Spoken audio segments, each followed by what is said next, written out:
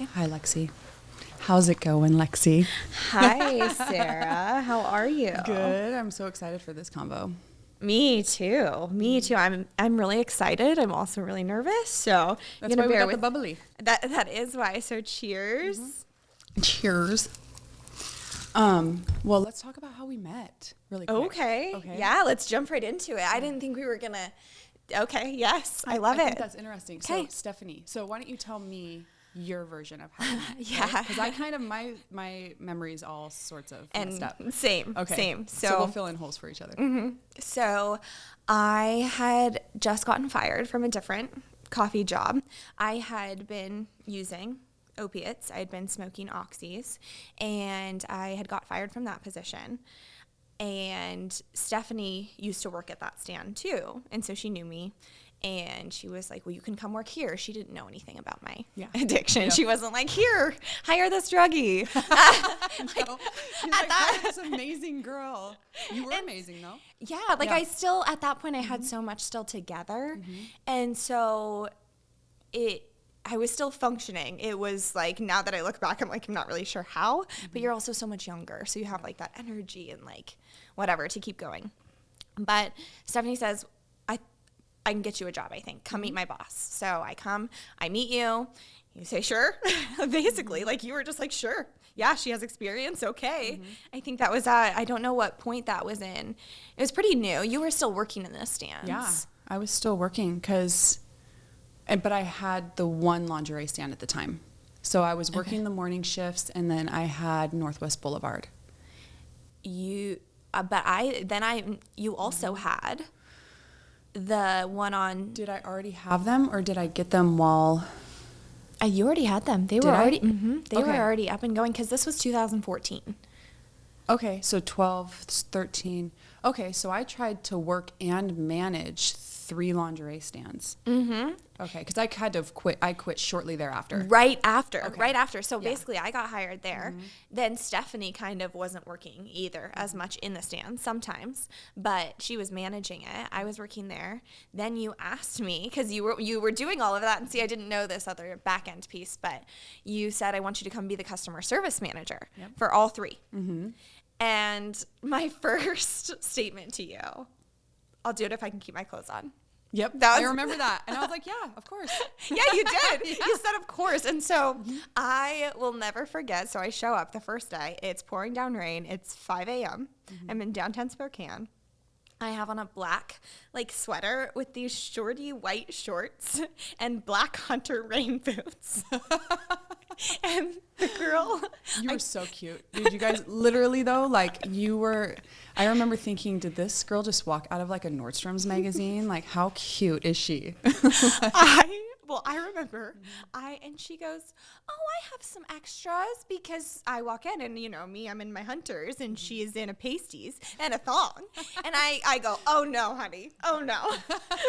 What am I? I'm 22 at this point. I'm like, oh no, honey. So that I walk in, I do that. I'm there for the first day. And I was like, the next day I had my clothes off. Yep. Because I was like, these girls are making so much money. Mm-hmm. And I'm in this position where I have this addiction at this time. Mm-hmm. It's expensive. Yeah. And I can't keep up. Mm-hmm. I'm like, this. How much was each pill? $30 at this time. Expensive. It's $1 a milligram. And so. And how many pills do you do in a day? At that point. 5 or something. No, at that point it was 13. I was just or I couldn't function. 13 pills? Oh, yeah. Oh, yeah. So, I had to have the money of the stand. So, I was making such good money working at the stands. Mm-hmm. And then, as you know, I also I was managing. So, I was in charge of deposits. Yep. And I was stealing money out of the deposit. I call it borrow stealing. Borrow stealing? Look at you.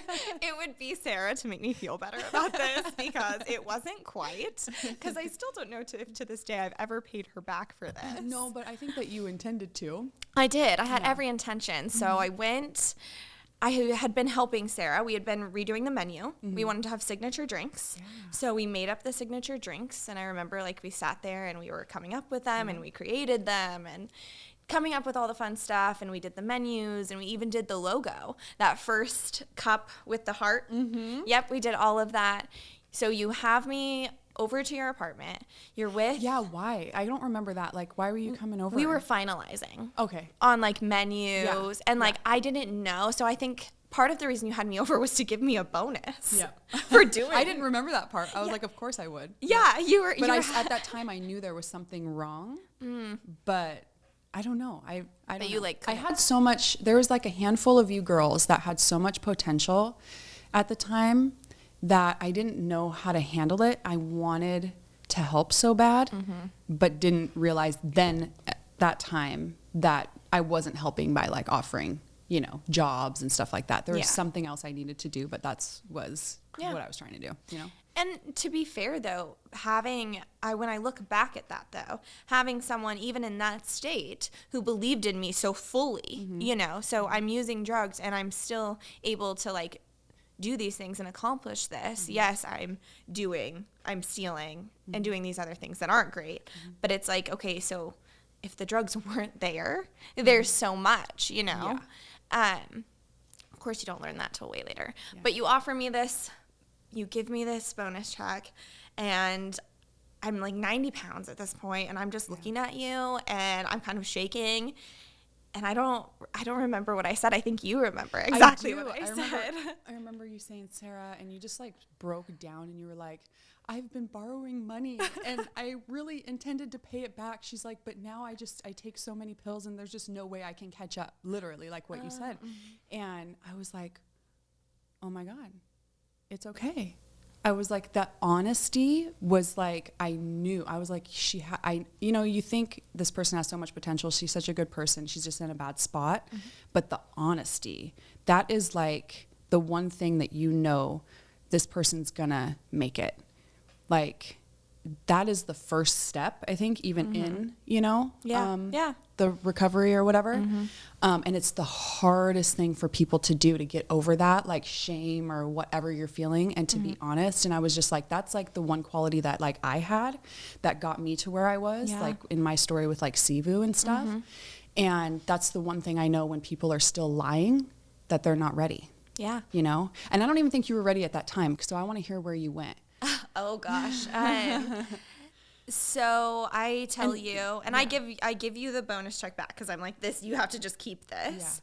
And I remember that being such a like hard, but like I knew it was the right thing because of course I needed to go get my fix later. But like I loved you, and I like, because you saw something in me that I don't know a lot of people could have seen at that point, or like especially once I got later and later. Yeah, just to have somebody who sees something in you, you know what that's like. You felt like that with Sivu, you know, like what you have this past, and it's so, it's dark and it's ugly, and you've done a lot of ugly things. And to be fair, now that I'm a little bit older, still not that much wiser, but I realize that like nobody knows what the fuck they're doing. No. Nobody knows anything. Everybody's just trying. We're all just working for like that next best thing. And like if you can have those key traits, like the honesty, those key foundations and those factors, those are what's going to take you. Yeah. That's what's going to bring you through anything. Yep. So after that, I think, so that was the first time I really admitted that I had one of the first times. Nope, that was I had been in an outpatient. Yeah. So I had been taking Suboxone. And then I started doing the pills. I worked at the stand. This is how this all kind of like spiraled. Yeah. My parents are very like upper middle class. Like my dad has worked for the government for a really long time, and like he's retired now, but like just I'm not saying they're perfect. They're not perfect. Yeah. But that I was an only child, like that just wouldn't have come from our family, like stereotypically. Yeah. And even I didn't understand that. Yeah. Like I was like, what do you mean? Like I have somewhere to sleep some nights, so doesn't that mean I'm not? Yeah. Like, and so you wouldn't have expected it from me, but I feel like that's the story that's so common for so many people now. Yeah. But I remember my mom calling me, and I was working in the stand. It was a morning, and she's crying, and I'm trying to listen to her. And the other girl, we only have one car, so I'm trying to be like, okay, hold on, I have like a second. She goes, do you want to go to treatment? I didn't even know this was a possibility for me. Like, zero idea, had not a clue. Yes. Yeah. This was recently after you and I had that conversation. Yeah. And so I left pretty shortly after that. I mean, that turned into I went to 6 inpatient treatment centers.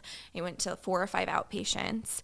I did 2 year-long programs. One I left after like 11 months. Yeah. Wow. So much after that, you know, like it wasn't just like that one time and I did want it and it worked out for me. Yeah. I did want it. And like, I remember crying every single day in that treatment center. I just cried because I couldn't put together who I knew I was with who had done all those things. And it felt like just so 2 different people. Yeah. And so it's hard to like take accountability when that doesn't feel like that's who you are. But that started like a really, like I said, just a long string of rehabs and relapses. And I didn't feel like I kind of, after you no longer had custody of your boys, I didn't have kids. I wasn't married. I'm an only child. I don't have siblings. To me, what was there for me to live for? Yeah. I didn't really feel some like purpose or calling. And so I was working these jobs that were just kind of like, you know, minimum wage. I had an associate's degree at that time. But I kept failing out of every 4-year college because I couldn't keep my stuff together. But yeah, I just remember, why would I get clean? Like, what for? Yep. For what purpose? And so then I'd get with some guy because I needed somebody to make me feel good about myself.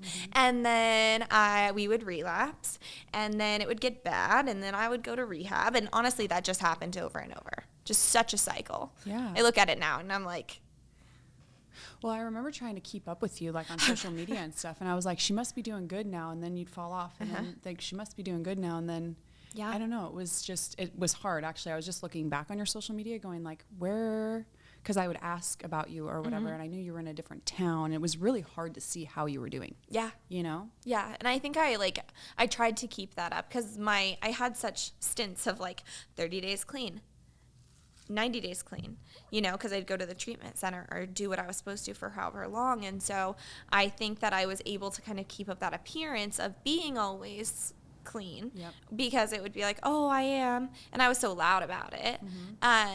Very vocal about everything. Don't really have a filter. Same. I know. That's probably why we get along so well. But I also, so I want to talk about your book because we're here and we can totally go back into all of that because there's way more. And I know that there was a time where you started using again too.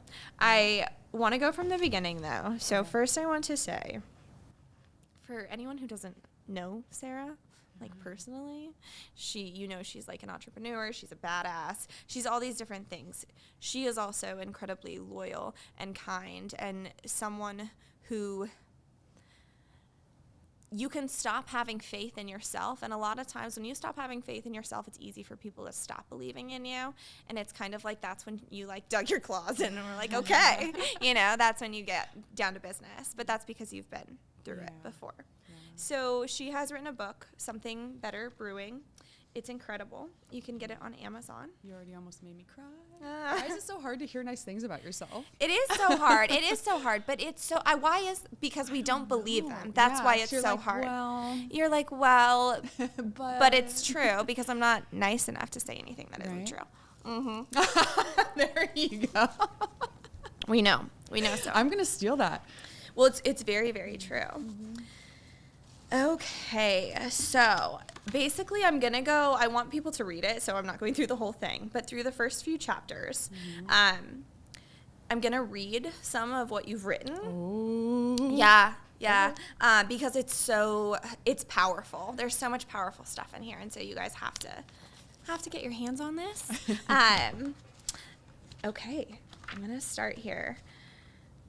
And this is just in the introduction. Like, we're going, like, in. I have so many pieces. We're going deep. Okay, since the age of 12, I have been waiting for the sedation, the easy drug to take me away, to make the world seem right, even though it is so fucking far from it.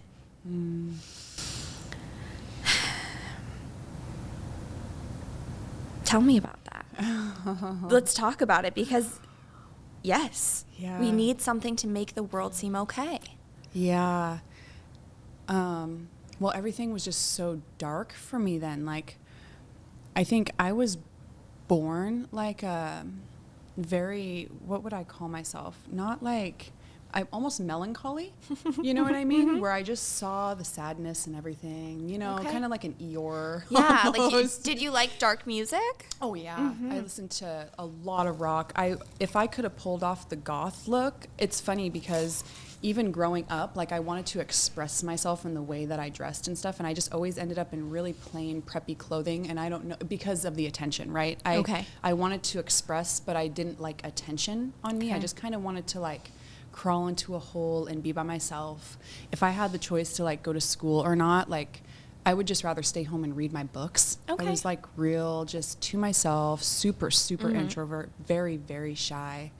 And so when before my mom died, there was something probably like that happened at like the age of 9 where I started acting out, like incredibly acting out. Like the only time before like I started using that you would really hear me like speak. I mean, you should, my sisters will tell you, like you didn't even speak. They don't even remember me talking, right? Wow. But they would poke and poke and poke and poke until they poked the bear so much that I would just come out swinging. Like it was just like a 0 to 100 in like the flip of a switch, you know? But like bullying, right? So my mom taught us, she would shame us if we ever looked at anybody like bad or wrong for their differences, right? So I think that was deeply ingrained in us, and plus like, you know, we are our mother, right? Yeah. So that was the one thing that you would see me just come out swinging. Like if somebody was picking on somebody, like in school or whatever, I would just be like, oh, hell no. Like this girl's sitting with me, she's sitting with us. I was fairly accepted. I was like tall. People didn't mess with me because I was like quiet, you know. You know what people think of you in school when you're quiet. They're just like either scared of you or whatever. They think they make up whatever they think. But I remember studying World War II and like almost going into like a spiral, and this was before my mom died, like of depression. Like this is what is in the world. Like this happened in the world. It wasn't even that long ago, right? So I just really dug deep into certain things and saw the darkness in it. So I was already that way.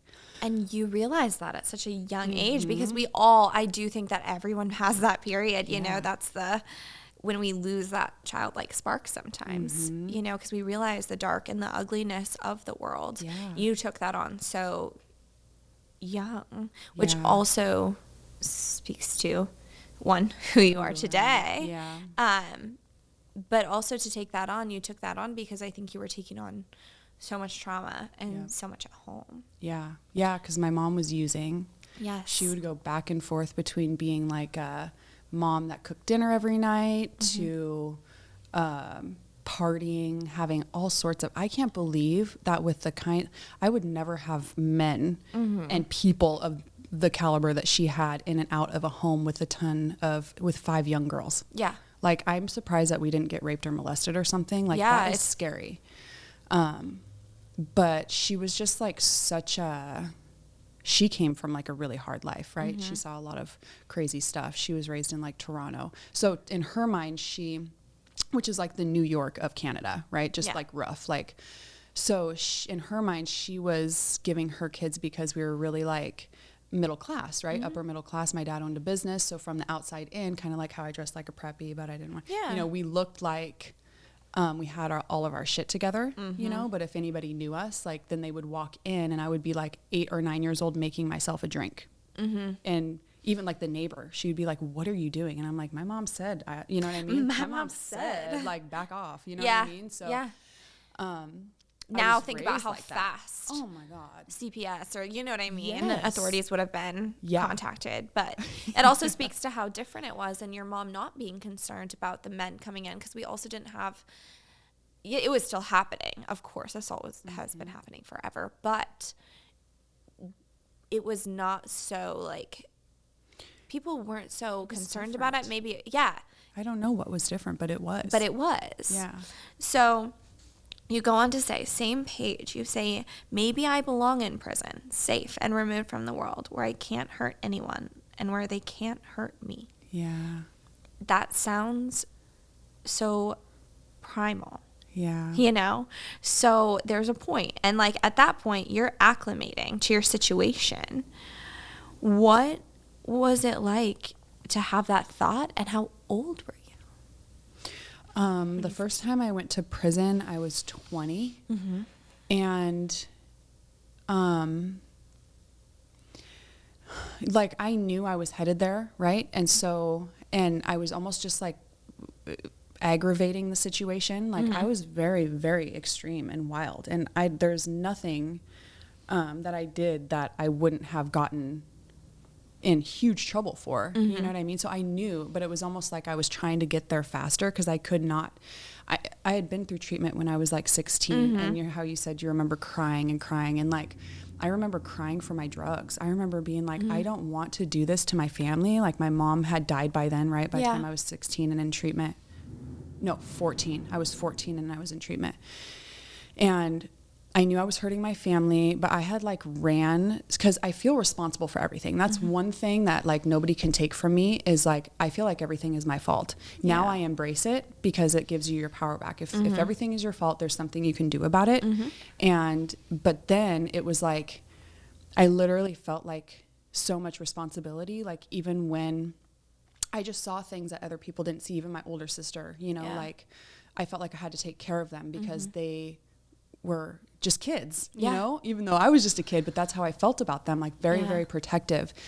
But like my addiction ripped that away from me. Like it took me away. And so I couldn't be there for them. And like just watching the sadness of knowing that my sisters were left without a mom and then my dad was going to go to prison, which that was like the most fucked up part, you know, because I knew, like even that night I knew, like I was like, oh my God, don't kill yourself, Dad, because I knew it was an accident. I know him, you know, and he loves us and he loved my mom.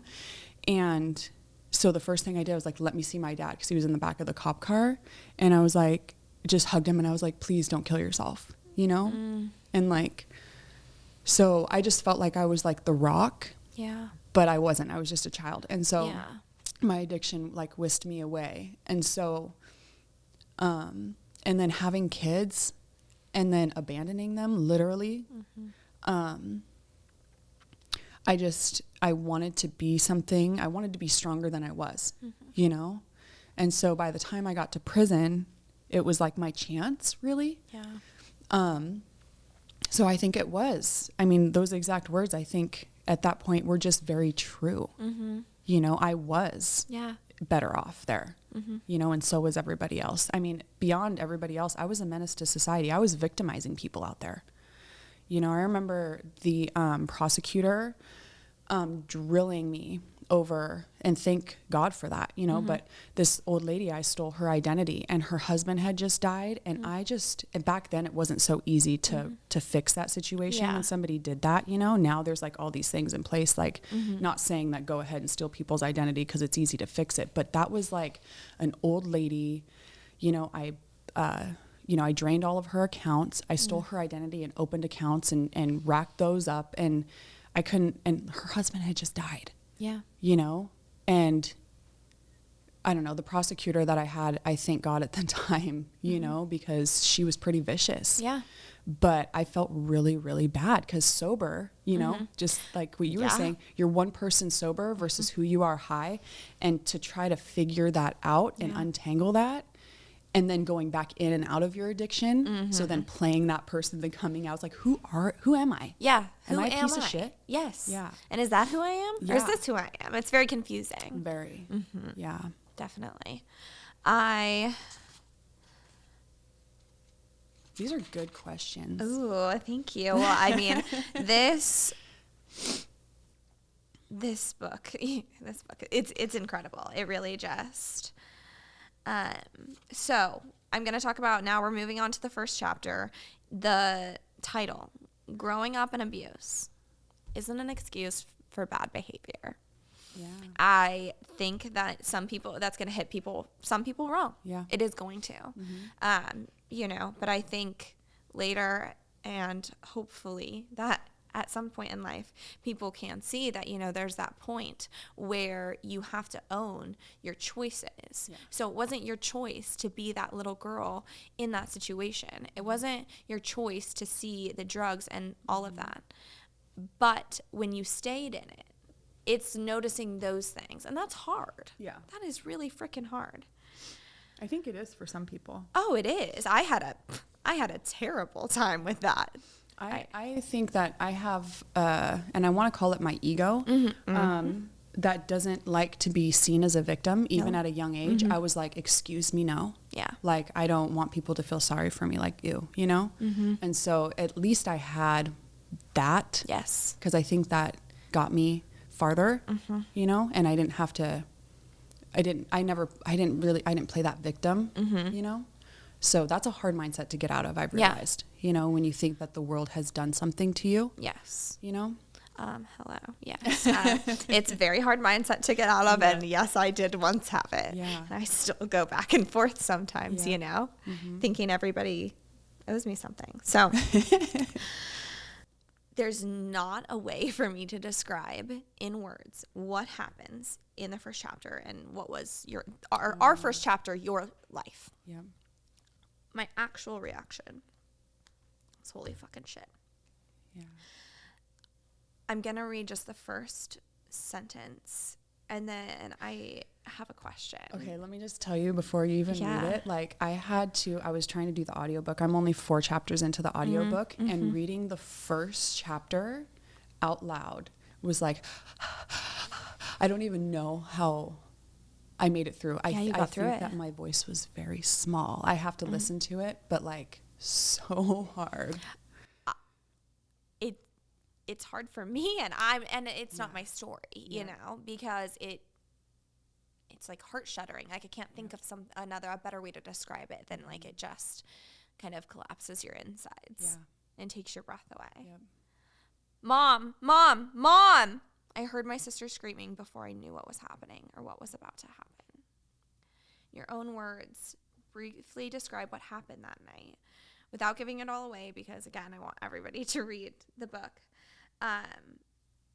But describe the feelings pulsing through how old are you at this point? So I was 12 and I do actually remember this night quite a bit because that is where, the control, like everything is my fault. Like I somehow can see things clearer, I guess, than everybody else. That was when it became really apparent to me.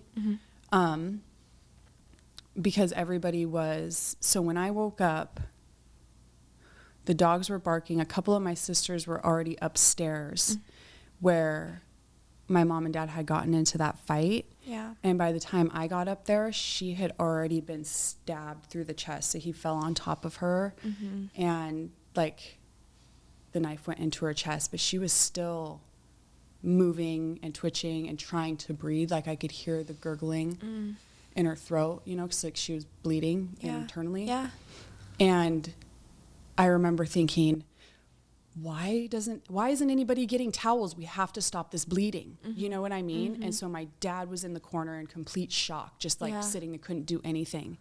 And everybody was running around screaming aimlessly, like freaking out. And I was like, why aren't we doing something? And then so I'm like, what can I do? What can I do? And so I went downstairs and I grabbed the phone. And at the time we had a phone that like had this bad connection. And so it just wouldn't work. And so I just beat the phone up against the wall. And then Kara went downstairs to call the cops on the phone downstairs. And then I remember like going up to my dad and seeing that there was just like nothing there. And my sister at the time, and I don't think she even remembers this, was yelling at him like, what did you do? And I just kept thinking, shut up, like shut the fuck up, like why is everybody so irrational right now? Do something, And so what I ended up doing was at first I went upstairs and we were all like bloody by the end of the night. And I was just like trying to find, because it was dark, you know, so I was just like feeling all over my mom's body and like trying to figure out how I could stop the bleeding. And then once I realized that I couldn't, then I just ran outside and waited for the ambulance. And it just took forever. Yeah. Like it felt like it just took forever. And it was like lifetime. freezing cold. And I was in a t-shirt and bare feet. And just like the panic, you know what I mean? Like, and I don't think that I saw something more clearly than like everybody else. But at that intense moment of stress, I guess, I don't know. It was just something that I wasn't running around like, I remember it clearly. You know, I don't know what it is about that, but I've kind of always operated that way in the super, super high stress situations, you know, like when like figure out if there's very systematic, is there something we can do to fix this? Like, let's fix it now. Like we don't have time to fuck around, you know? Yeah. So I can't believe that I made it through that without crying. I'm so proud of myself. I'm proud of you too. And it's okay. Obviously it's okay if you cry too. I still like, that is how your childhood, not even how your childhood started off, but really like that's one of those main periods, you know, like when you're 10, like just right around that is when your brain is really starting to kick on developing and it's taking in what's happening. I remember mine because it was 9/11, right? Like that's what was going on. But that's something that so colors how we react and behave and choose to live our lives. And you see that play out throughout the book, you know. Well, let me talk about my mom too a little bit, because I think that so she was on meth, right? And so she was super, super strung out, like more strung out. 'Cause she'd done coke, done meth, like dabbled in whatever, but she was going through a hard time and just had her last kid. So Shelby was a year old, and she had this boyfriend who left her, and I've been, so now that I have been on meth and been in that state, I can see exactly where she was, right? And then I've also tracked down, so I got like my DNA test, right? And then I sent it through like Genetic Genie, which is like a whole nother thing that kind of reads your DNA for you. And I tracked down the MAOA gene. Now, I'm going to tell you something. Don't think different of me. But this is, though, the MAOA gene, they call it the warrior gene or the serial killer gene, because like 95% or something like that, 98% of serial killers have this gene. Just because you have the gene doesn't make you a serial killer. Yeah. Okay? But it's just like a kind of a snap. And I got it from my mama. I got it from my mama. And it was something like everybody knew. She was very, very passionate, right? But she would sucker punch a dude for fucking with her kids, talking sideways to her kids. I remember one guy took a plastic bat to my dog, and she literally almost murdered him. Like, she was just a violent woman, and you know, in a lot of ways, and anybody would attest to that. Yeah. And so if you do a little bit more research into that gene, and I've been this crazy. That's why, thank God, like things, well, actually there was a part in my book where I actually went after Dave with a gun. Yeah. And I was so ready to just do it, you know?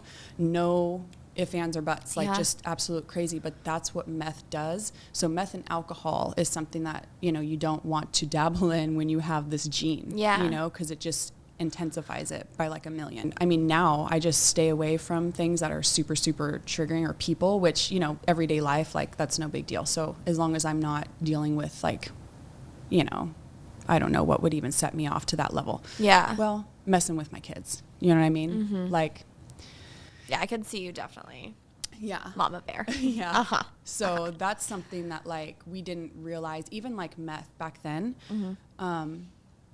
They didn't know the things that they know now about like the superhuman strength, for example. They were like, oh, how she came after you with a knife, you couldn't figure that out. Yeah. Okay, well, she actually like ripped the knife out of a stab wound and went after him again.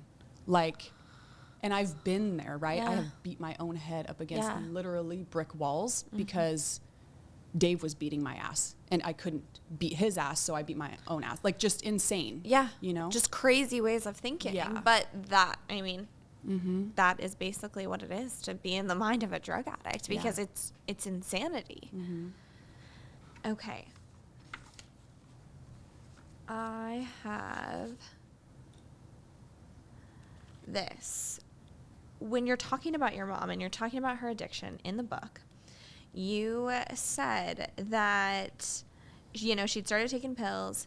And the funny thing about addiction, as dramatic as it sounds, it's easy to overlook because it starts off so slowly. So I think we should talk about this for people who don't or haven't been around this, because I know sometimes that's hard. Because at first it's almost like it's so slow that if you said something about the things you were seeing, it would almost be you would be crazy for noticing such a small, tiny thing. But then once it's started on the roller coaster, you can't stop it. And so it's like you're too soon to say something here, but by the time it's not too soon, it's too late. Yep. Yeah. So what was that like to have your mom, the person who is supposed to care and nurture you, you know, she's doing meth, she's doing pills, you're watching her bring different guys are coming to your house, drug dealers are coming to your house. What does that feel like? Like, what do you go to school, and then what do you do when you come home? Like, when you're at school, are you thinking, who's going to be at my house when I get home? Are you thinking about what are you thinking about? No, I felt like I could do whatever I wanted. Okay. I was the adult. I could make my own choices. I could do whatever I wanted. I was wild as shit. I was already selling weed at school. I mean, my mom died when I was 12. So like in the 6th grade, I was bringing weed and acid to school and selling it out of my locker. You know, I remember kids going home tripping hard, right? Yeah. Like they were playing basketball in gym class, and they just dosed a bunch of my acid, and it was just like fucking crazy. I was just crazy. And I was like allowed to be, in a way. I stole my grandma's car when I was 9 years old. Literally. How do you No, I was probably 10. Okay, well, that jump a year doesn't make it much I better. was in the 5th grade. So how do you even know what to do? I wouldn't have known what the fuck to do in 5th grade in a car. I don't know. I was just willing. Like, where were you going? It kind of just speaks to even who I am today. I just do shit. Yeah. You know? It's that, like, the drop of a hat. Like, let's not think about it. Let's just go. Do it. Yeah. And so, I don't even know, but I do remember thinking like that my mom was, what a child. And she used to say, you're so much like me. And I was like, okay, I'm like this super introverted, just want to read my books, like leave me alone type kid. And she's this party animal, woo, like whatever. And I didn't realize until later, like she told my dad, she was like, I just don't feel like myself unless I'm drinking. Okay, now that makes sense as to why she would say, you know, because when I got some drugs or anything into my system, I was completely different too. Yeah. So, and I used to be really disgusted by that because I didn't like my mom. Like, I was already angry at her before she died. So I was very angry at her after the fact. Yeah. And then, like, and not only that, but like, I felt like she victimized my dad, and everybody thought that, you know, she was the victim. Yeah. And that was so like frustrating to me. What was that like? Because she's the person who is not ruining your guys' lives, but That's I mean, it's felt. causing, so it's causing so much chaos and so much harm, and then takes away the one person trying to be your stabilizer too. Yep. So now she's gone, and the person who's your stabilizer is gone. Yeah. What do you do with all that? Because drugs. I just took off, and like for as strong as I thought I was, I was the one that took off. Like my sisters, they tried to stay together.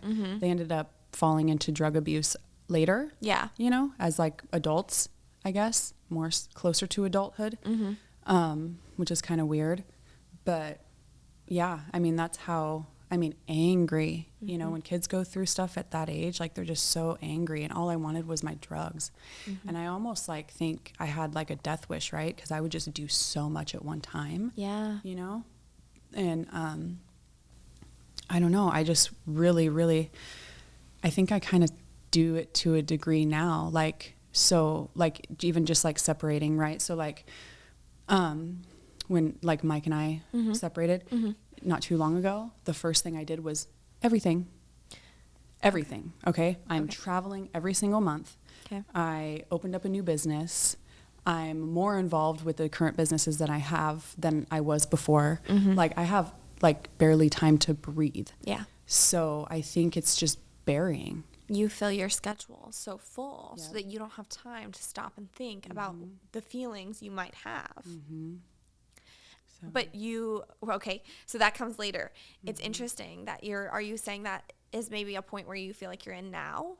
yeah, definitely. Because you talk about being there. And so, okay, we're going to get to that. So I would like to know, okay, so here's a couple. I'm going to read a few parts, and then again, I have a question. You talk about your dad. He's bringing other women home. Your mom, she's on drugs, and you quote from the book, my mom would treat them like family as she floated around, high on beer and pills. What is that like? You come home. So you come home from school, and does this alter your perspective on like marriage, on adulthood, on everything? So your dad is sleeping with other women. My mom was sleeping with other men. And your mom's sleeping with other men. Your mom is also using drugs, and then so your mom brings these guys to the house, and your dad brings these guys to the house. So that, I guess, that's where I want to know. So then you just talked about your relationship with Mike and what that is today. How you grew up and your parents' relationship, does that define your version of relationship? Do you look at love differently, having seen that? Yeah, I don't think that I viewed marriage as like forever no matter what. I think that I left a lot of holes, I remember saying like seeing other people in their relationships, and even though I never thought that I would have that experience with Mike or whatever, but if somebody would leave one person and be with somebody else, and I can't even recall like the situation, but like I was like, well, if that's their true love, like how could they not go be with their true love? Like just very like fluid, I guess, with Yeah. So I mean, even to this day, like I'll never get married again. Okay. I'm good on that. Like I don't find it necessary, and I don't have any kind of emotional attachment to marriage. Okay. Yeah. So I don't know. And I mean, it's always fun. It's fun to get different people's perspectives because everybody's is different. And we're always fighting over these things that it's like everyone's allowed to be different. Everyone's allowed to have a different fucking perspective. Yeah, because like even like people that are really idealistic about marriage, I think, God, I wish that could be me. Yeah. Or or just have that like no matter what. Like I always feel like in my mind, even like with business, I'm like, there's always a way out. Yeah. If I don't like this, there's always a way out. I feel like that too in everything. And I sometimes feel like I need to feel like that to feel okay to do something. Yeah. I have to have an out in it.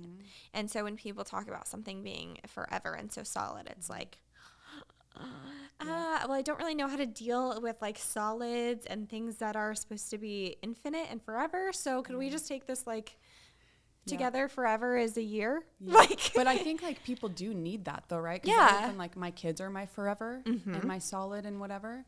And so and I have 5 of them, right? And I had 2 of them in a time when anybody in their rational thinking mind would not think about having 2 more kids. But I'm thinking these are my little me's.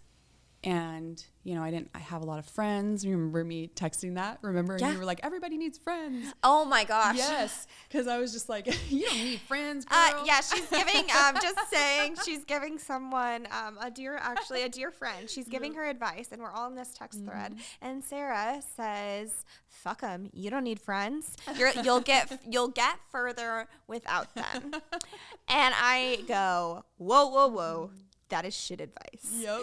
You need people. Not all people are your people. You have to, everybody has to know that. And you're not everyone's people either. Yeah. Trust me, I still have a really hard time with this one. The fact that anyone could, not just love me to pieces, really, I do not understand. But no, really, though, I just, we're not, everybody's not for everybody. Yeah. But you have to have those core people, because even you know, I was like, she doesn't believe what she's saying. She doesn't even know what she's saying right now. Yep. Because in your book, you talk about all of the people in your life. And when you read something or you do something or you talk to someone or you listen to a podcast or just anything, how it grows you and changes you.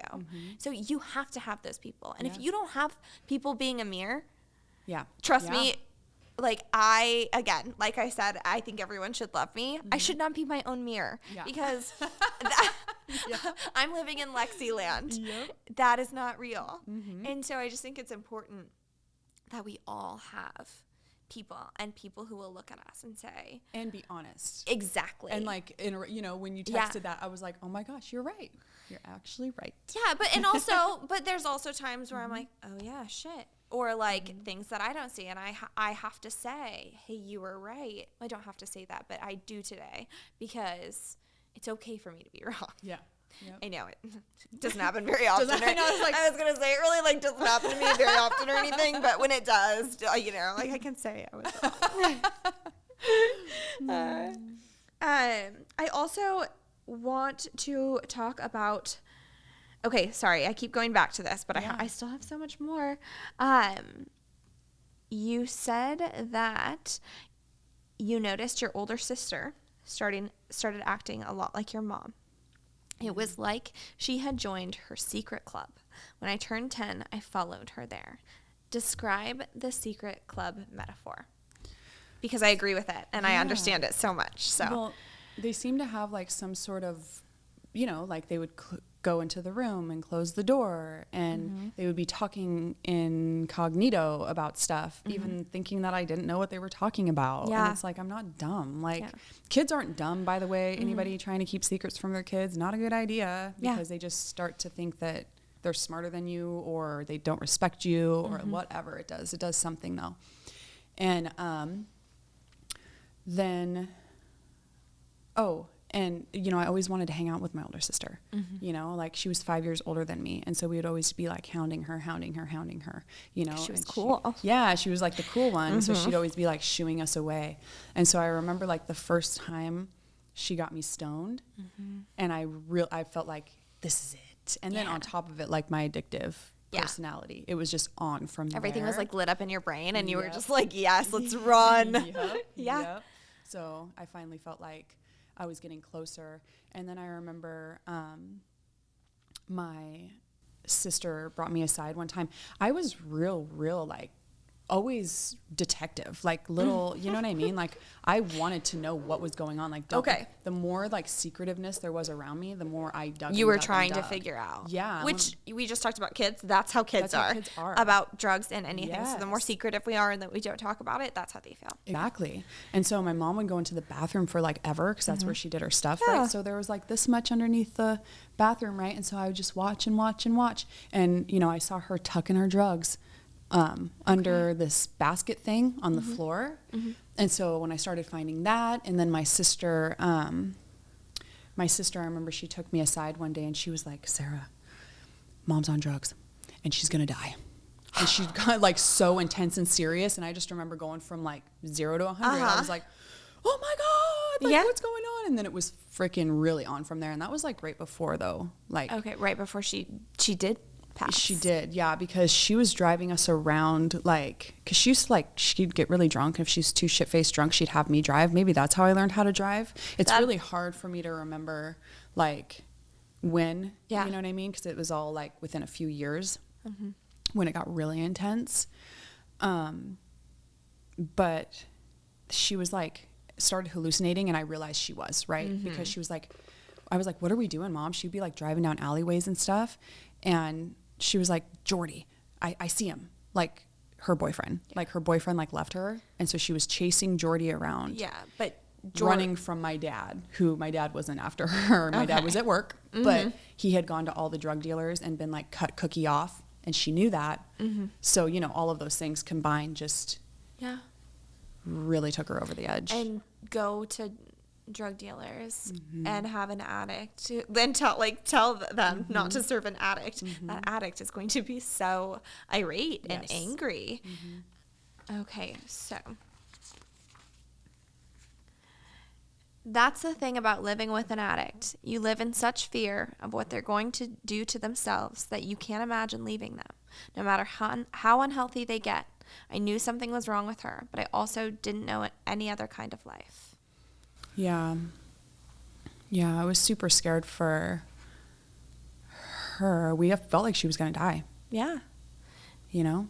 Absolutely. Every day you don't know. And I think that's the part to me, if you put yourself, if anyone has loved an addict or loved someone who didn't have very long left, or it was just very unknown, how unsettling. You never have peace because you never know what's going to happen. And so it's kind of like, do you go to school during the day, or is that the last time you'll see your mom? Or, I don't know. What was that like for you? I skipped school. Okay. I didn't really have to.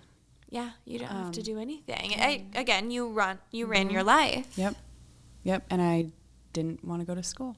If I did, it was so that I could sell drugs. Yeah. You know what I mean? And just show up. But I was that kid that had so much potential. Like I don't know if I should say this, but like somebody who works with me,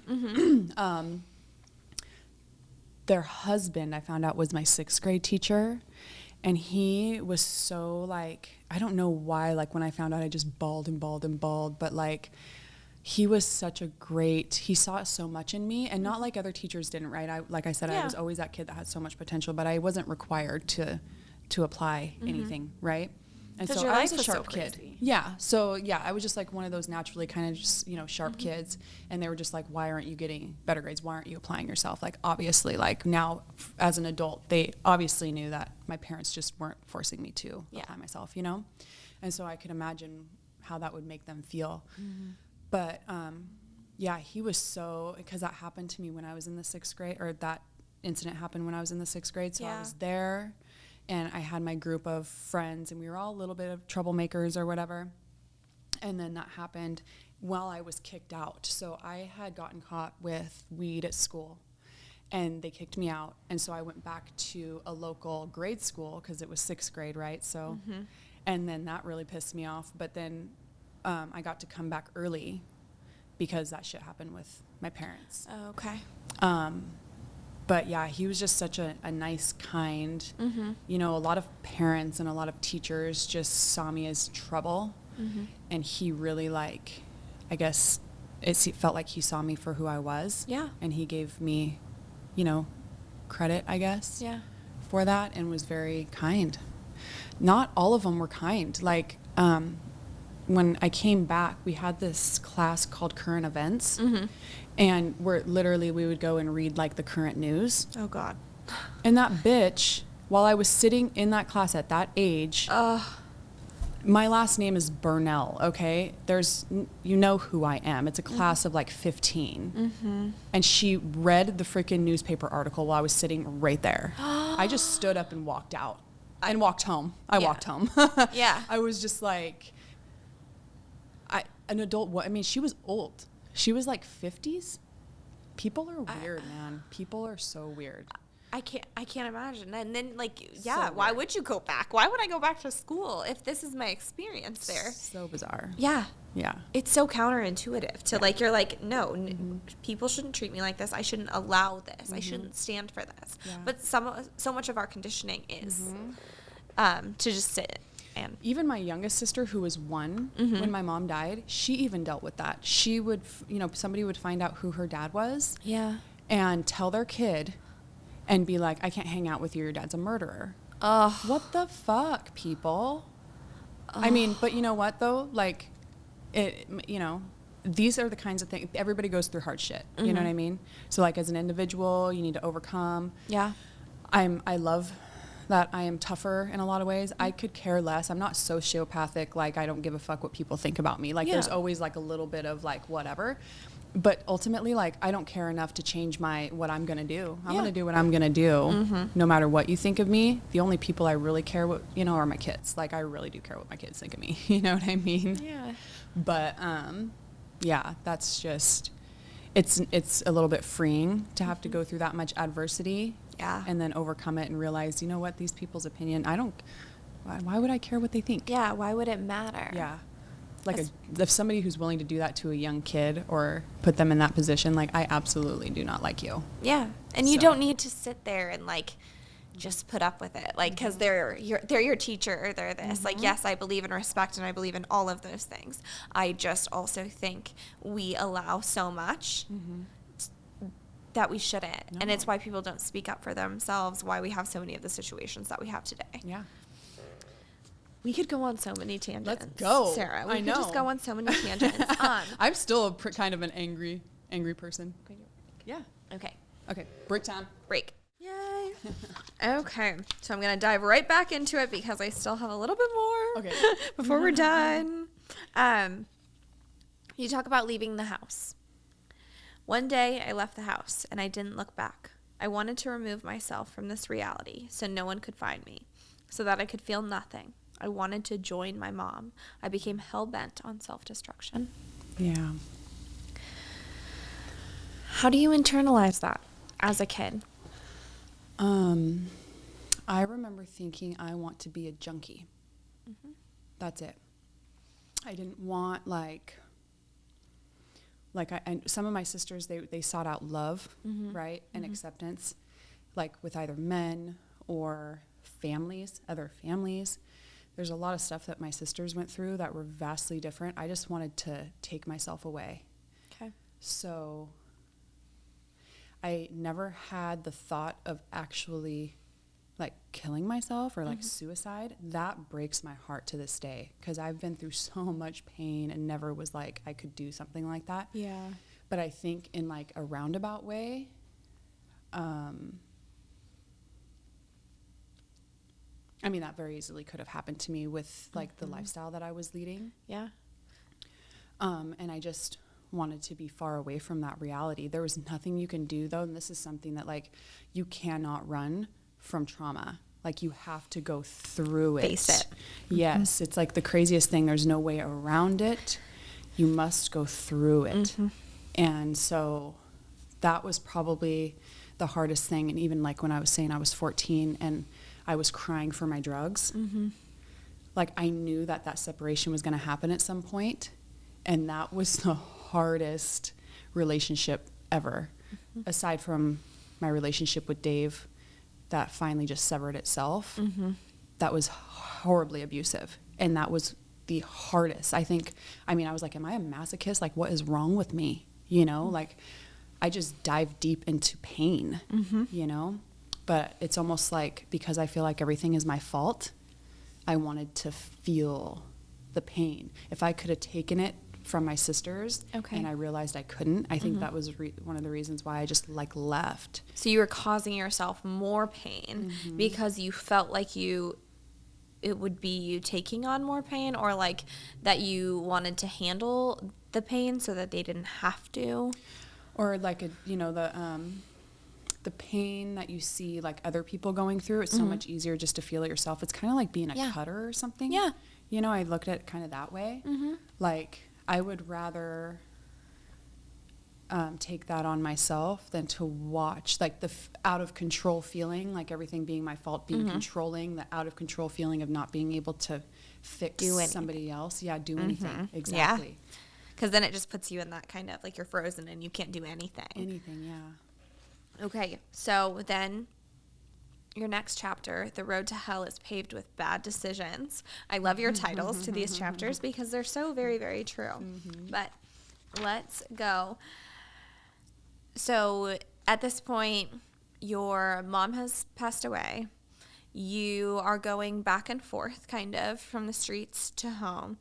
You had made a decision. You'd been clean for like almost a year. You were doing really, really good. Then you choose, and I love that you put this in your book because you choose to go back. And you say, I didn't just end up back on the streets. I made the clear and conscious decision to return.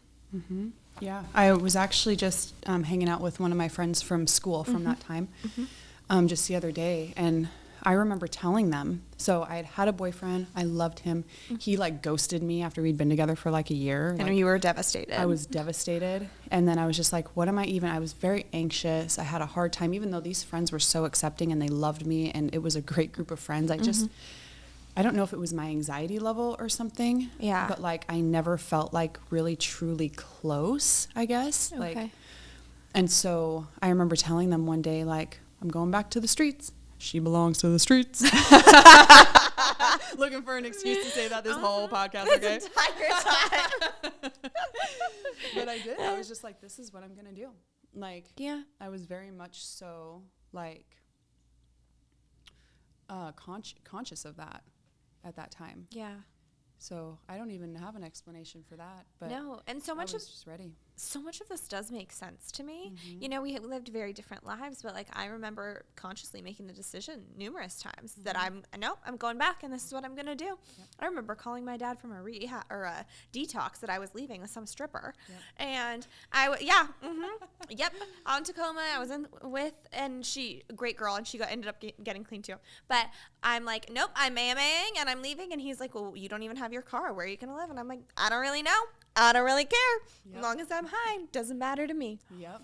I also really understand that like want for destruction. Mm-hmm. Do you remember the movie Blue Crush? No. Blue Crush, about the surfers and Yes, I do. yes. Oh, no. I'm trying to think who all is in that. But blonde surfers and the little sister. So they had lost parents too. And the little sister is like with these guys in these clubs. She's like however old. I like idolized that. I thought it was so awesome. Like that was cool, and I wanted to be that. So like I looked at like her doing drugs and like sneaking off with guys and doing all this shit, and I was like, that's cool. I want that. Yep. I want to be that. Yep. Like I wanted to be a badass bitch, Yeah. knowing I was a little blonde-haired, blue-eyed white girl. And Yeah. it probably wasn't going to happen for Yep. me. Yeah, I don't know. There's something enticing about that Yeah. lifestyle. Yeah. And that lifestyle is actually just as addicting or becomes that, you know what I mean? So, of course. Easily it does. Because you make the decision numerous times, too, to turn back. One of my most favorite parts, and this is because it really shows your sense of humor, and that you are, By my dark sense of humor. well, an absolute smartass. So, Dave, your abusive boyfriend at the time, who was in your life for a really long time, and did a lot of shit. Your family had gone to Vegas. He was watching your house. And why that would be a good idea, I have no, but we'll just give you, how young you were. Yep. You had come home and he had been accusing you this entire time of sucking someone's dick. Yeah, And ridiculous. you finally get home and he says, so be honest. Dave said, whose dick did you suck?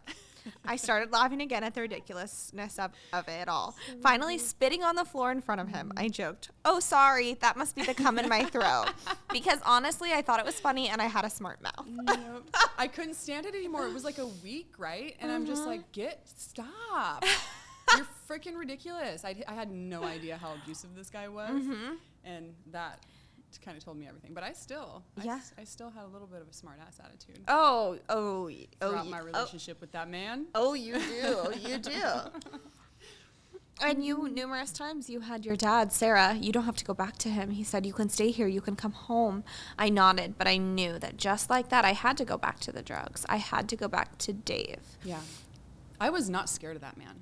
Like, he was a terrifying individual, but I had no fear of anything. Yeah. So it was a really bad combination, honestly, because I would fight. I mean, I got my ass beat, double time. So many times. Yeah, for fighting back. Like, if I would have just, backed off, what I mean? Yeah. But no. But It's no. that fighting spirit. Yep. Hey, you needed to have it. So we are going to talk about when he takes it too far. So, but that night, it didn't matter what I said. He aimed his steel-toed boot right at Joshua. You're pregnant with Joshua. After he left the room, I knew something was wrong, but I was afraid to go to the hospital. By the time I made it there, I was in full-fledged labor. Josh was only 32 weeks old. Yeah. They ended up having to do an emergency C-section. They let me hold my baby afterwards, but then CPS came in and told me that I couldn't take him home. It had been clear upon my arrival that I was high. Dave came to the hospital once and saw the baby in the NICU, but wouldn't see him again for 2 years. CPS explained that I wasn't allowed to take my baby, and that unless I had family to provide for him, he would be placed in foster care until I was able to take care of him myself. I nodded, trying to pretend I was better this way. I couldn't have the baby around someone as violent as Dave. The social workers tried to tell me that if it wasn't safe for the baby, it wasn't safe for me either. But I just wanted to go back home. Yeah. Yeah, I was beat up pretty bad when I went into labor with Josh. Mm-hmm. So there was no hiding that. But there's something like so horrible. Like I always wanted to be a mom, Mm-hmm. you know? So like even when I got pregnant, even though I was in the situation I was in and doing drugs like I was, Yeah. I never considered having an abortion Mm-hmm. at that time. Yeah. And so the thought of not taking my baby home just like wrecked me. Mm. But being so deep in my addiction and that abusive relationship, like it had such a grip. Yeah. Like there's nothing you can do to get an abused woman away from her abuser. It is, I mean, it's difficult. Like nothing. I always think that it is that because they've shown you another side. Mm-hmm. They have shown you a different side, and I kind of always think it's that I am going to knock you down 2 times. I'm going to bring you back up 1. Then I'm going to knock you down again. Mm-hmm. And so you're never getting back up, Yep. but then you know they have it in them. Yep. It's a very sick, It is. mind-twisted thing. Yep. But I really see abuse as that, like, back and forth, that kind of, like, cat and mouse. Mm-hmm. And you talk about the abuse was the bond. Yep. That was the bond you felt with Dave. Oh yeah. I used to remember just like when he was sleeping, I would just watch him, and because he looked so calm and peaceful and not angry, and just love him so much. Like, what the fuck, you know? And like, yeah, it was so sad to me. That was really hard for me to get over, Yeah. the fact that I couldn't choose my kids over a man and drugs, you know? And so many people don't understand this because I hear this all the time. How could she, not in reference to your story, but into reference to so many, how could she? How could they? They have a child. They have this. If you have not been on drugs, you do not understand their pull and their weight, and it doesn't make any sense. And the person can tell you themselves. You said, all I had wanted was to be a mom. All I had wanted was these things, but there wasn't enough. It's not enough. Even I can't understand. No, like, Even I look at, like, if I looked at a woman in my situation at that time, I don't get it. yeah. I'm like, what is wrong with you? You know? Like, it doesn't matter even if you've been through it. And people jump there Yep. every day, all the time. How could you? How could you? Yep. You must be a shit mom. Yeah. You're a terrible person. You're selfish. You're this, which addiction is very selfish. And so it's like, okay, yes, we understand. I wish there was a way to make that understandable or relatable for other people, because I really just don't think that there's a way for most people who haven't been through some kind of addiction to understand how that pull could be so strong. Yeah. It is strong, but I still maintain that I was making a choice. It's really hard for me to, because eventually I made other choices that got me out of it. Mm-hmm. They're pretty drastic. Yeah. Like, I had to get Dave arrested to get away from him. Like, crazy shit that honestly should have got me killed. Like, he beat my ass when he realized. I got him like 5 years in prison inadvertently. Like, I'll tell a little story. So I got out of treatment for the first time, so I was clean, and it was when I had Josh, only Josh. And so I was probably like 17, and I wanted him to change so bad, right? So he was staying in some shed somewhere, cooking meth half the time.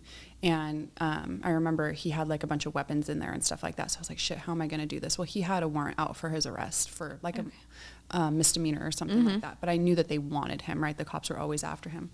And so I remember asking him, hey, you know, are you cooking meth, right? And of course he lied and said, no, I don't know why. And so I was like, okay, so at least I'm not going to get him caught up for that.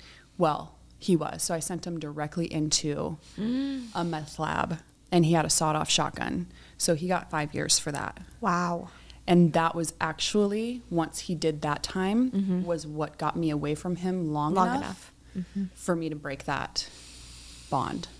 Yeah. It was like 3.5 years into his 5-year sentence, because I was like still when he was out on work release, or no, not work release. He was in camp, so he was in, what's it called? Minimum security. Okay. And so he was going out in the field, like at the first Harvest Food Bank and stuff like that, doing stuff, and I would drive by just so I could see him. Wow, So, you were in love. yeah. I mean, and he was a man, right? Like, and I was a child, and now, and I don't honestly like find anything in that situation. There was something definitely not right about that, but he was also very immature. I don't necessarily think somebody who's like 18 couldn't be with somebody who's like 30 in a real life situation, you know? But when there's drugs and abuse and all that kind of stuff going on, I was just a baby, you know what I mean? I definitely never felt like a baby. I always felt like a woman. Yeah. I used to call 25-year-olds kids, like these 25-year-old boys that we'd hang out with. They felt like kids to me, you know? But you were having to be such the adult in every other aspect of your life that, yeah, they probably were acting like kids to you. And for him, you know, they also say that your brain gets stuck in some ways, you know, that immaturity gets stuck when you start using drugs. yeah, he's still stuck. He's still there. He's never gonna leave. So then you say, so the third chapter of your book is called Hitting Rock Bottom, where at least the foundation is solid. And you say this numerous times throughout the book, which I think is really important, because it is the firm foundation on where you start, because when there's nothing and it's just solid, because you have to take down all the lies. Everything else that was there, you have to just demolish it. And that's demolishing your ego, demolishing your pride, all of those different things, which is fucking hard. Yeah. It's fucking really hard. Yeah. But you say, so Josh had turned 1, Dave had been released from prison, you were ignoring his phone calls, you were telling yourself, I'm going to get my shit together, begin to rebuild my life, I'm going to show up for my son and my family. And everyone would begin to think that I was healed. Let's talk about that healed for a second. For people who have people they love, anyone they love, an addiction, I think this is such a common misconception. Same in my story. We thought I was going to go and I was going to be done. Healed. This is a stage. And you go once, you learn the things, and then you never do again. Yep. That is so inaccurate. So people start to think that you're healed. How do they start to treat you when they think you're? You know, I think that, and I tell this to people who are like dealing with guilt from what they've done in their addiction. I'm like, just start making better choices and people will forget. You know, it will be in the past, people will forget. That's not entirely true. Because I think that, like, especially in my family, because we have such a dark sense of humor for everything that we went through, they would make fun of certain things. Like when I lived in like a junkyard when we were like cooking meth, and I was like, we took family photos, and there was like my hands were like all dirty. I'm like, Black why did under you the take that? fingernails. Like, why did you take that photo? You know what I mean? But like, so they would make fun, and so I had to get them to stop doing that. Okay. You know, I was like, that we need to stop, and I let it go for like a long time. But I'm just like not that person anymore. But that was like their way of like dealing with it, you know. Okay. But ultimately, like trust and all that kind of stuff, as long as you're honest, like, and that's like even getting into like business, you know. I was 2 months out of prison when I was actually physically running people's credit cards that I wasn't legally supposed to touch. Like I was not supposed to have another person's credit card in my hand. So I made sure that I told everybody, like, this was my past. I wouldn't want them to find out A different way, different not way. from you, because then it looks like you're trying to hide it. Exactly. And so sometimes I don't know if you do this. Sometimes I find myself oversharing with people like That's all the a trauma time. thing too. It is. It's a trauma response, and I tell them everything, and then someone's like, "Why the fuck would you say that?" I'm like, honestly, I don't even know why I said it. I didn't want them to know that much about me, but like, I feel like I'm lying if I'm not. Like, I need to be so upfront and honest. And later, when you talk about getting the business, you talk about Sivu, and that what you did is you know, here's this man, he believed in you. This man has a wife and kids, you know, he's not, and he's introducing you to them. So you're not feeling like he's like predatory in any way, you know, but he's wanting to put all of this into you, and you just say, listen, I was in prison, here's why, this is like, and you tell him everything.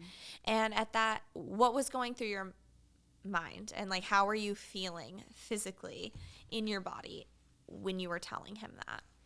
I didn't think that I was going to have any sort of opportunity with it, because he was just like such a nice guy, right? And I didn't realize at the time that he worked for CPS. So had I not been honest, he would have just looked me up and found out that I wasn't. And that's exactly what he did. And found out I was being honest. Like, why would I lie about as, you know, much stuff as I told him? Yeah. But, I've always been opportunistic. I don't want to let an opportunity pass me by. And it's just really a numbers game, right? Like, everybody has opportunity that stares them in the face, and usually they just disregard it. Yeah. But I would leave no stone unturned, right? And so I'm like, I need to be honest with this guy. He really actually serious about me running some company. And I was like, and then I'm just going to disappear. So, and I like him. He's a nice, you know, his family, they're great, right? And so I met with him and I told him the truth, and he was like, okay, well, I want to give you a job when you get out. And I was like, okay, that's like 2 years, but okay, you know. And I called him when I got to work release. Yeah. And that wasn't a good time, but he gave me a job as soon as I got out. Okay. So, wow. I mean, literally, I get out of work release and I have a job with him at his new stand. So, I mean, honesty had gotten me so far up until that point. Yeah. That I definitely thought that was like a magic, like a superpower or something. And so I was definitely going to continue to do that, you know? Yeah. So through honesty's everything. Always the best. Yes. And honesty is the hardest. It's so hard. Right? And I tell people this a lot too, because it's always like, the hard thing is oftentimes the right thing. Yes. And it's the right thing because it's so freaking hard to do. Yeah. But and I have people who will go back and forth about being honest about certain things. And they'll ask me. My response is always, be honest. Why wouldn't you be honest? I've always gotten farther. Yeah. I'll be like, well, I don't want to say this. Well, nobody wants to say that they fucked up. Nobody wants to say, I did something wrong, I made a mistake, or I did something on purpose and it wasn't right. I fucked up. Nobody wants to admit that. So I think business owners especially, and people aren't used to hearing that. So when someone can hear that and see you doing something different, I don't know. Because I've also had that. Like, I've told people at jobs I should never get. But when I tell them that, ever. And they're like, you're hired. And it's like, okay. Well, you're never going to find out anything. Like, I'm never going to have to watch my back because there's something about me that you didn't know and that I wasn't forthcoming about. Yeah. Because how embarrassing. I don't know. I just always felt like how, you know, the flip side, right? Like, they find out something and they're like, well, I found out this. And you're like, oh, actually, like, I don't know. That just didn't set well. Yeah. But, you know, control freak that I am, you know, I want to control my own destiny. So I'm like, I'm going to let people know on my terms. You know? And it's only been actually to my benefit. You know, people want to help somebody who's helping themselves. So, I mean, I do. Yeah. And you show that over and over and over again. Exhibit A right here. Okay. I am wrapping this up, but I want to talk just a little bit because we haven't gotten into that part. So at this point, you are, I don't know, do you have blissful blends? Hold on, let's get to where we were. Yes, you have both the stands because you're fighting with the city. Yes. Right? Yeah. You're fighting with the city of Spokane. Yep.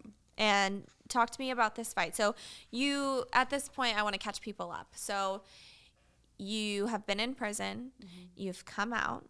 You have started working at a coffee stand. You're understanding, like, I can do this. I come here every day. I get up at this time and I'm here at 4 a.m. and I make people's drinks and I'm nice and I get better and I do this, right? So this is what you're doing all the time.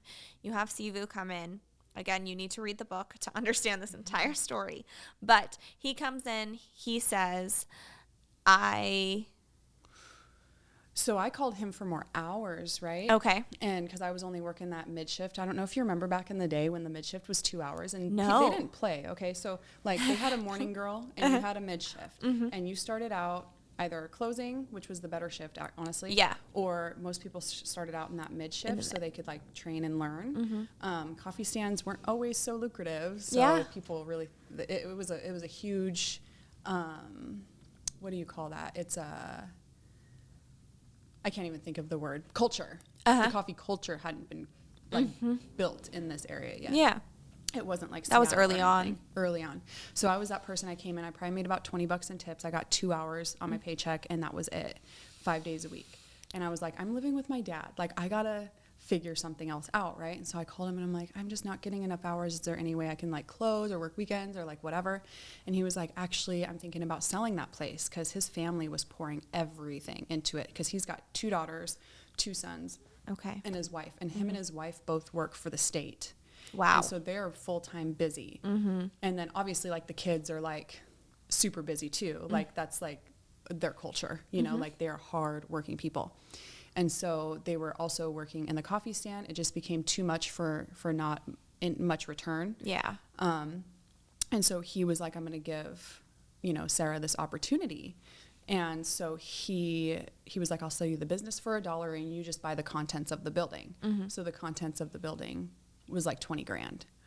And so I had to 2 months out of prison with no good solid history. Okay. So like, I remember my sister telling me one time, like, yeah, we didn't think you'd ever change. And I was like, skirt. I was like, wait, what? Wait, what? Because in my mind, I was always one step away from changing. You know, I knew it was in my destiny for something better. And so I guess I never thought about it from another person's perspective, that I looked like a lost cause. Wow. And so like I'm begging and begging and begging my dad to loan me money because I was getting that money when I turned 25 from my mom dying. Yeah. So explain that for just a second, just for people who don't know. So you were offered this opportunity. From your mom had left enough for each of you kids to have $25,000 when you turned 25. You're 2 months away from turning? No, I was a year. Oh, a year away from turning 25. So you're 24 and you know you have this money coming, but again, you're 2 months out of prison. You do not have the best track record. You're going back and forth. You're consistently, you're going back with Dave. You're making these same decisions over and over again. You go to your dad. You ask, because this feels like kismet. It feels like fate because you're like, I have this much money coming. This is almost the same thing. You ask, he says, hell no. And I'm relentless. Okay. I used to like, I didn't ask my dad for stuff all of the time, but when I really wanted something, I felt like, and I still feel like this to this day, if there's something I really want, I can get it.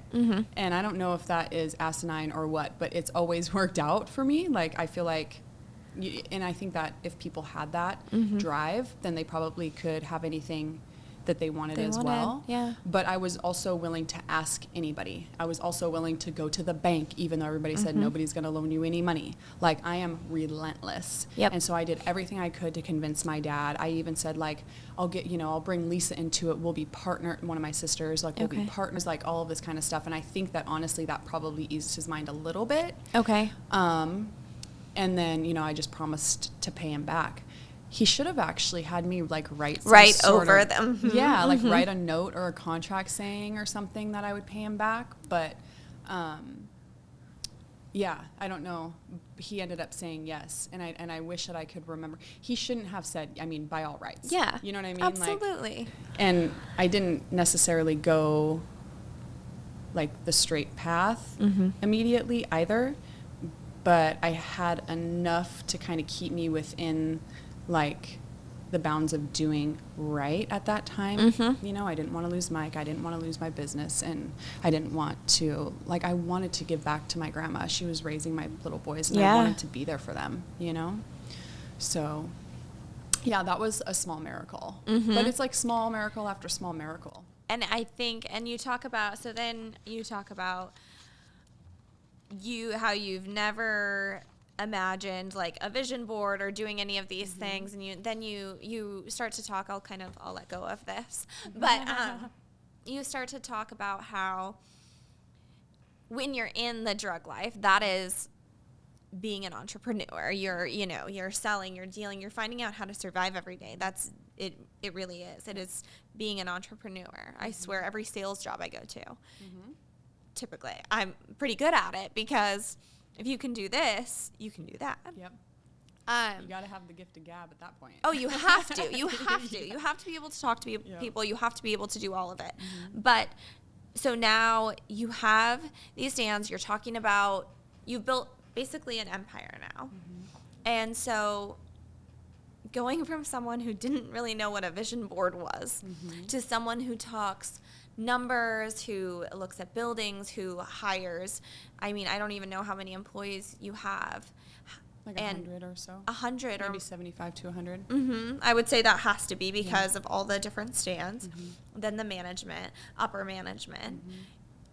You have an empire now. Yeah. Starting from a girl who was 2 months out of prison. Yeah. So what do you say to people, to anyone, looking at some struggle, looking at something, some obstacle that doesn't seem surmountable?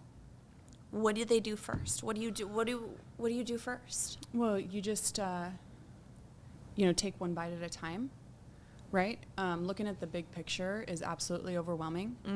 And I do that a lot, right? So I become overwhelmed a lot.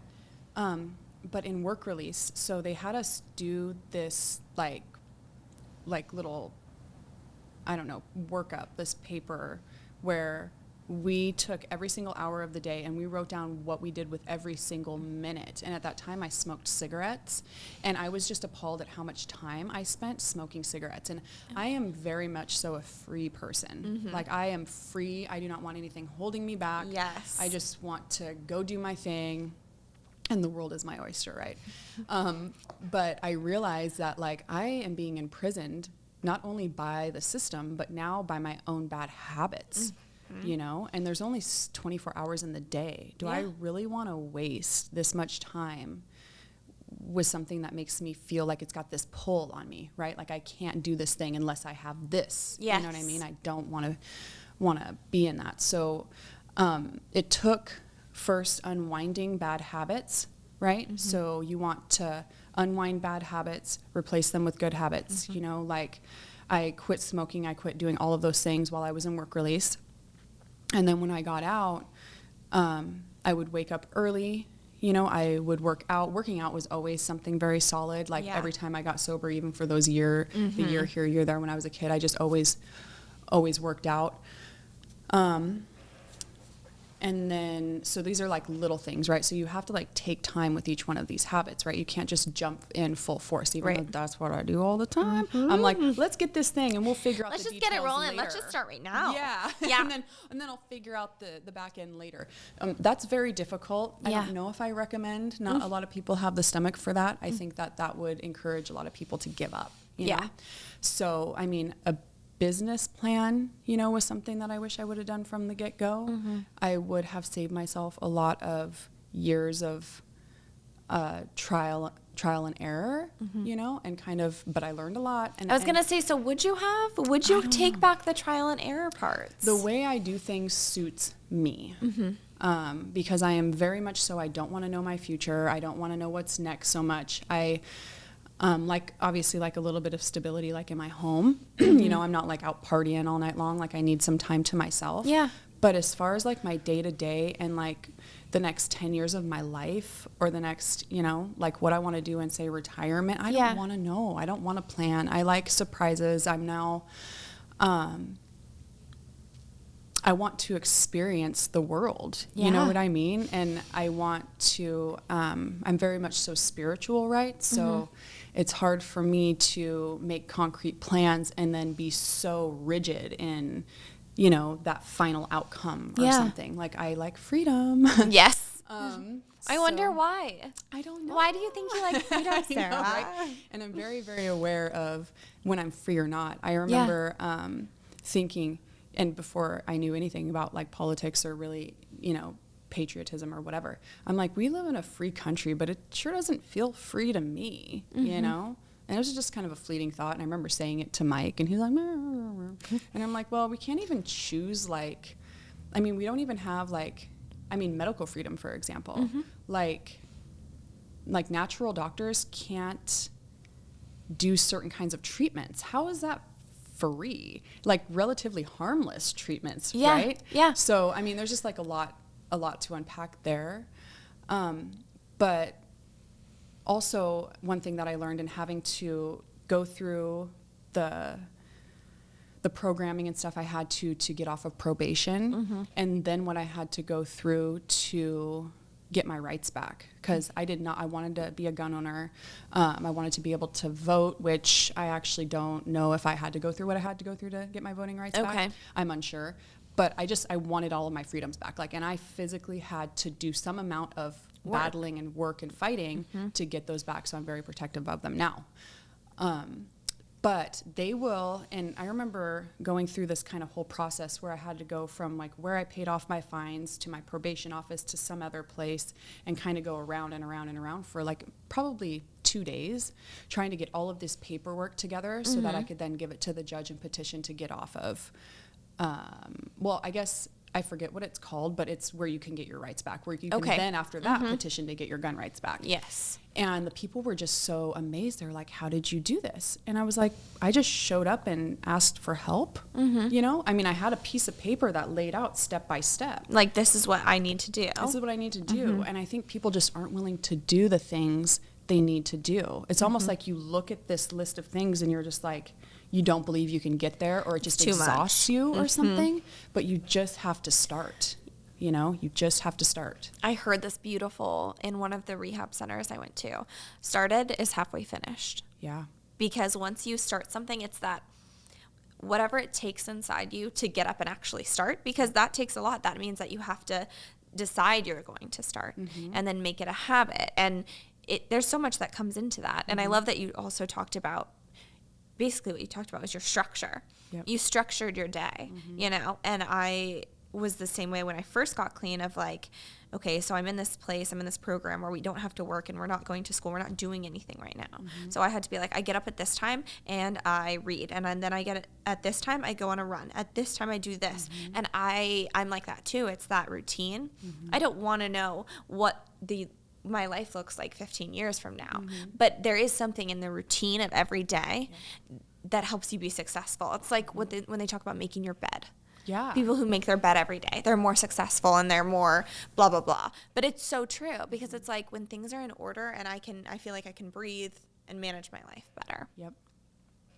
But if you leave me to my own devices, I promise you, I'll have planned 18 hours of the day. I don't know what the fuck I did, but I have planned them, and I have been running like a chicken with my head cut off, going to do all of these things I think I need to do. Yep. Absolutely. Yes.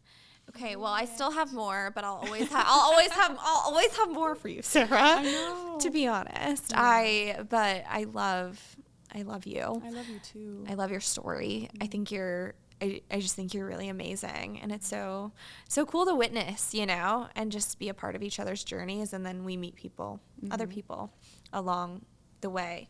And so I'll finish off on one thing. You talk about the idea of the traveler, and when you're going from point A to point B and doing so many things all the time, sometimes that you get so busy you forget to check in with the traveler, and that's you. Yeah. And I'm the traveler. And you and whoever's listening to this, you're the traveler of your own journey and your own life and story. Yeah. And so where do you want to travel to? Well, I think I'm kind of like how you said, like there right now, where I need to stop and breathe and check in. Like I took yesterday and I just hung out, took a nap, did that kind of a thing. But I think that I need to start journaling a little bit to kind of figure out what exactly I'm going for, because I've kind of buried myself in all of these things lately. And obviously to try to get through something that, maybe I'm trying to go around something instead of go through something. Like, I don't know, but I need to figure it out. Like, I need to figure out what my direction is, what it is that I want, and kind of balance my life. So we're always going back. Like nothing is ever perfect, right? Nope. So it's a constant, evolution. And sometimes you're going like back to square one. Oh, which is all the time. totally fine. Yeah. Sometimes it's frustrating, but then sometimes you see hindsight, right? So then you see things there back at step 1 that you didn't see when you'd already made it to step 4 that make the whole process easier or smoother. Well, I loved this. I loved this too. I want you to come back and tell the rest of your story. Oh my gosh. Let's do this all again. Woohoo! Yes. All right. Thanks, Lexi. Love you. I love you.